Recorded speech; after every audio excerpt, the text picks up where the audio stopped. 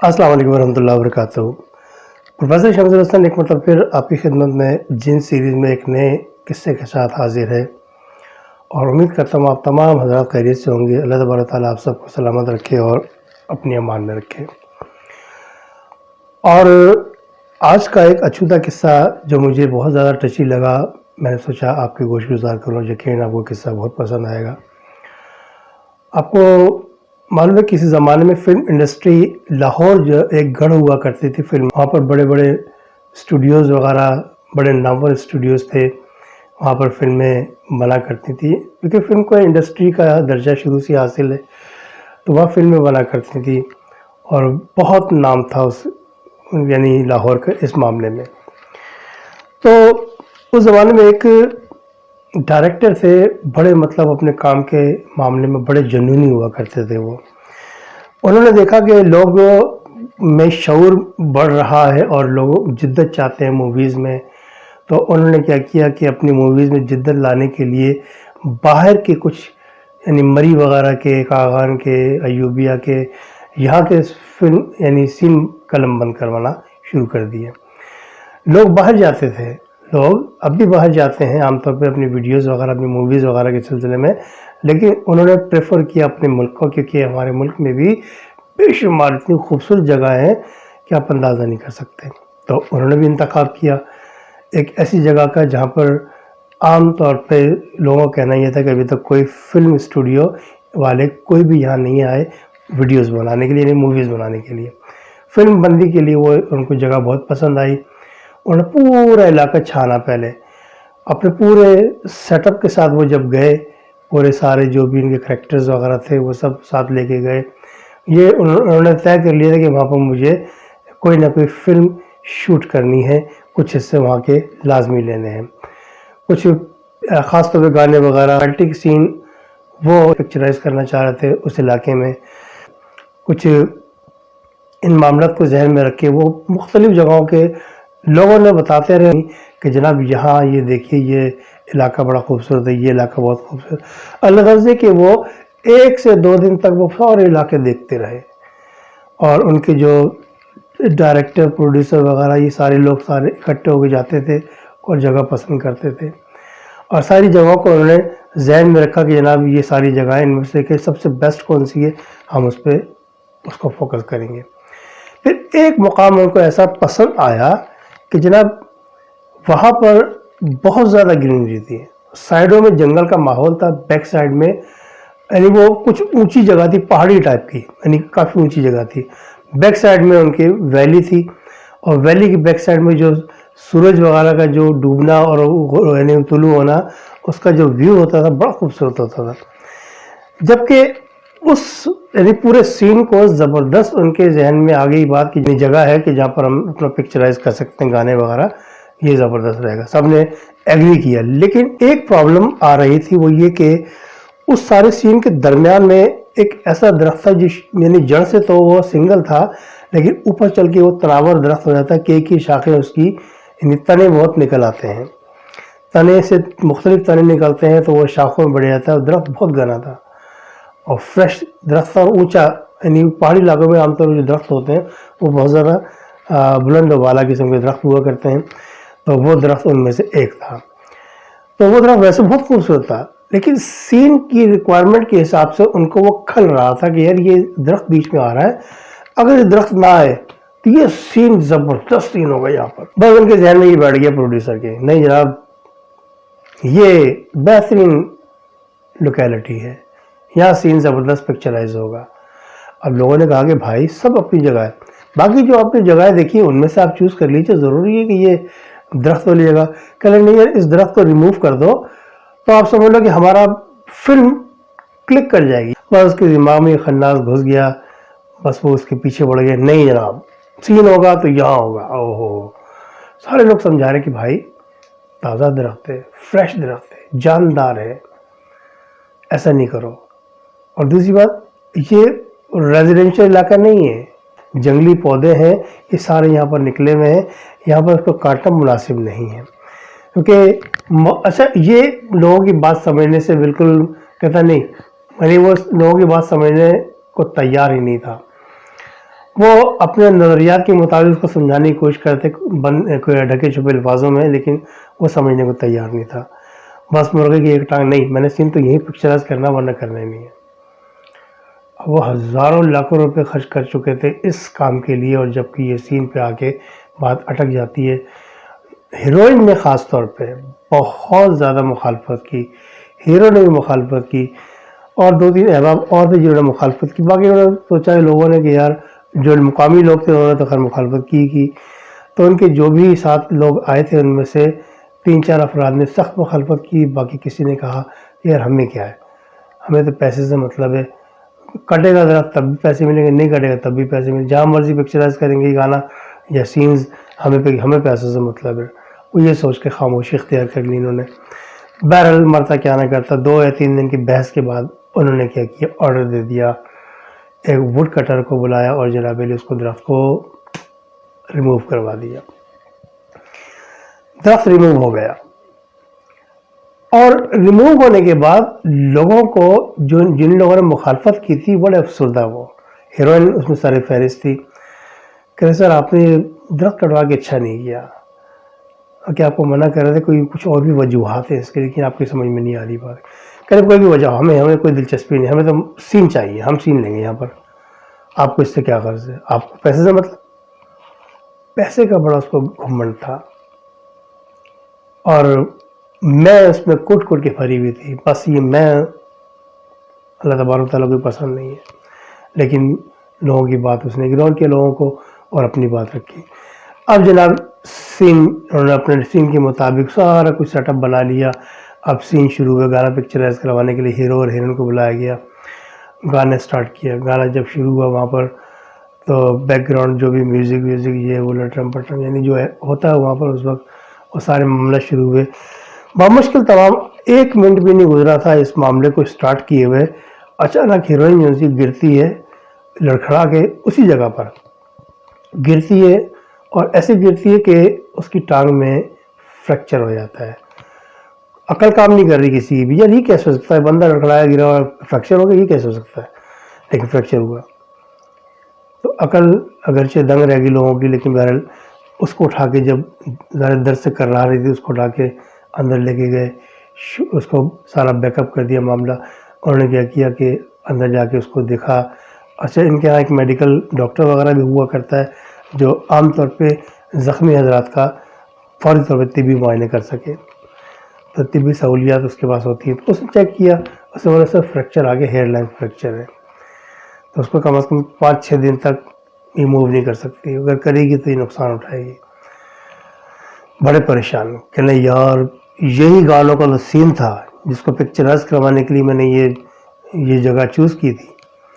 اچھا چلو ٹھیک ہے، اب کیا کر سکتے ہیں. بہر اس کو فریکچر وغیرہ چونکہ وہ پلاسٹر وغیرہ کر دیا گیا. اب وہ جناب علی کرسی بیٹھ کے فروٹ کھا رہی ہے، چائے پی رہی ہے، کافی پی رہی ہے، کھانا کھا رہی ہے، خوش گپی لڑا رہی ہے لوگوں سے. ظاہر ہے اور کچھ کر ہی نہیں سکتی تھی وہ. تو بہرحال اب ڈائریکٹر نے پریشان کیا، اب کیا کروں. کہہ رہے پھر دوسرا گانا، کہہ رہے دوسرے گانے میں تو ہیروئن چاہیے. کہ ہاں یار اب کیا کریں.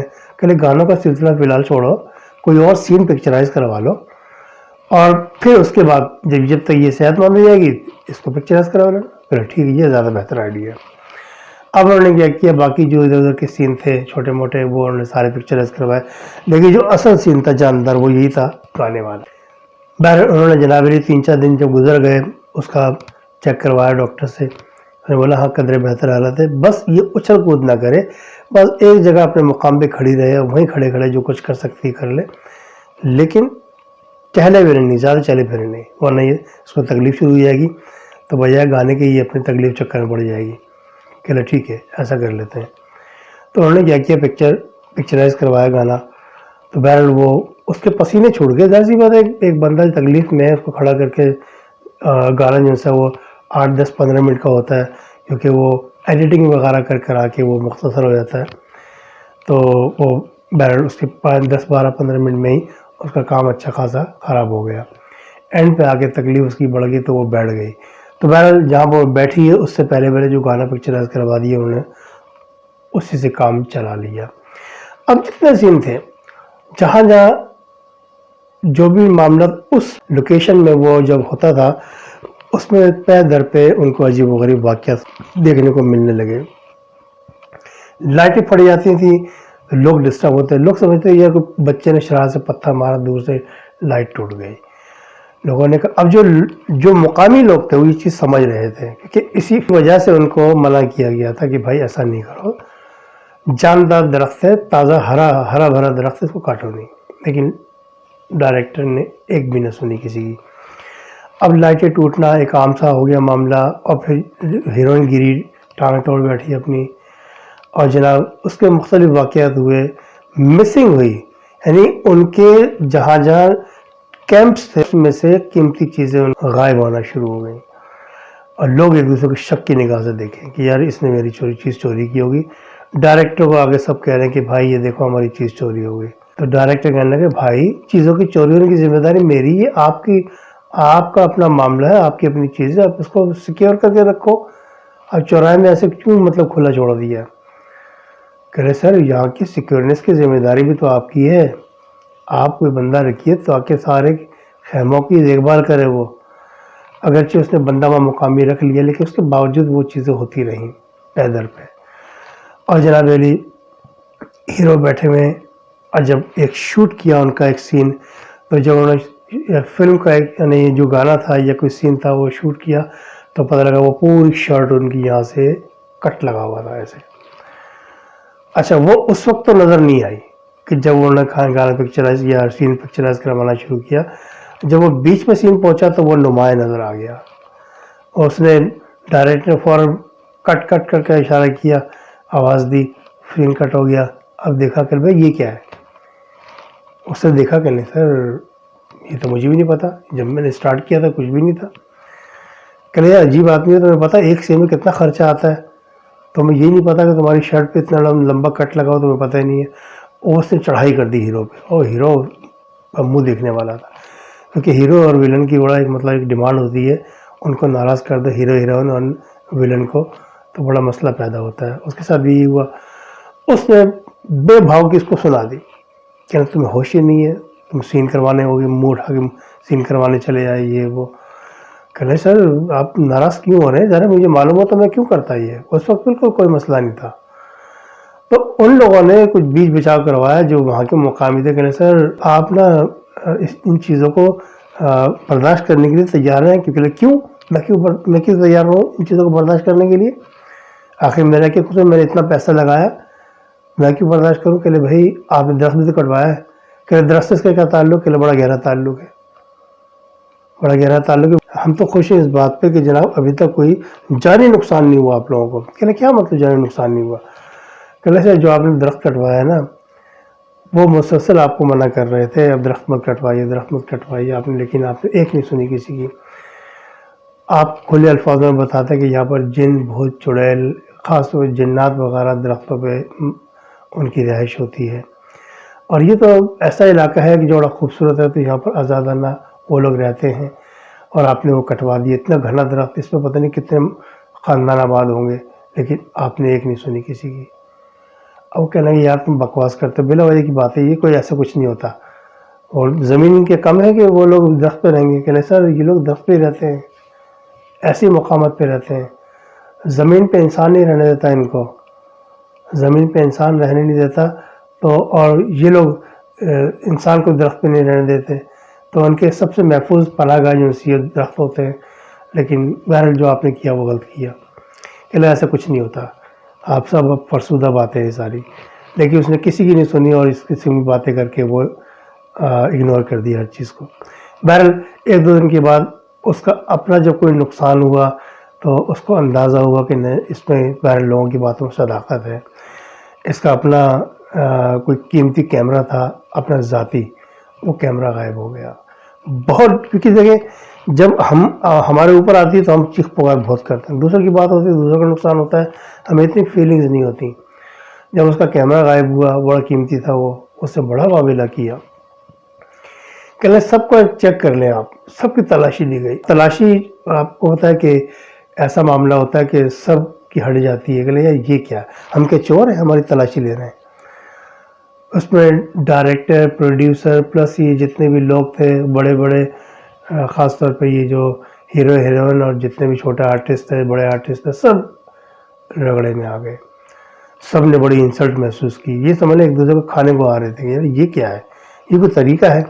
ایسا تو نہیں ہوتا کبھی بھی یار، ہے نا. نقصان ہوا ٹھیک ہے، اس کو تلافی کرو ٹھیک ہے، لیکن یہ کہ تلاشی لینا، ہر ایک کے کیمپ کی تلاشی لینا، یہ کوئی طریقہ ہے؟ الغرض یہ کہ وہ بڑی پھوٹ پڑ گئی ان میں آپس میں. تو وہ یونٹ تقریباً 10 سے 12 دن وہاں پر رہا. اس 10 سے 12 دن میں وہاں پر لوگوں کی طبیعت خراب ہونا شروع ہو گئی. خاص نزلہ زکام ایک عام سی چیز اندازہ ہو جاتا ہے، انسان دوا لیتا ٹھیک ہو جاتا ہے، لیکن کچھ ایسی طبیعت ان کی خراب ہوئی کہ ان کو دوا دیتے رہے لیکن وہ طبیعت ان کی سمجھنے میں نہیں آیا. انہوں کی عجیب و غریب کیفیت، ایک دوسرے کھانے کو دوڑ رہے اور فرسٹریشن کا شکار، یعنی بے تحاشا پرابلمس میں آ گئے. لوگ بھی سمجھ میں نہیں آیا کیا ہو رہا ہے یہ، لیکن مقامی لوگ سمجھ رہے تھے.